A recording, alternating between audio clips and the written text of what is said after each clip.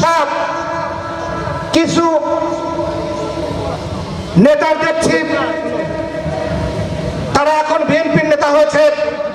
আমি নাম মেনশন করে বলতে চাই না, শুধু এতটুকু বলতে চাই 17 বছর যেসব নেতা কর্মী জেল জুলুম খেটেছে, এই আওয়ামী সন্ত্রাসীদের মানে নির্মম ভাবে নির্যাতিত হয়েছে, তখন আপনারা কোথায় ছিলেন? তখন তো সৈয়দ মেহেদী আহমেদ রুমী ছাড়া এই বিএনপি নেতা কর্মীর পাশে কেউ দাঁড়ায় নাই।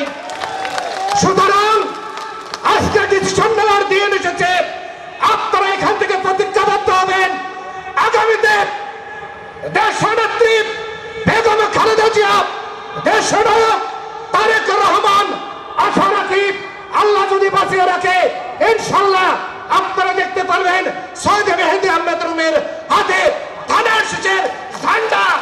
আপনারা সবাই ঐক্যবদ্ধভাবে সবাই কাঁধে কাঁধ মিলিয়ে মেহেদী ভাইয়ের নির্বাচনে অংশগ্রহণ করবেন, এই আশাবাদ ব্যক্ত করে আমি আমার বক্তব্য শেষ করছি। আসসালামু আলাইকুম ওয়া রাহমাতুল্লাহি ওয়া বারাকাতুহু।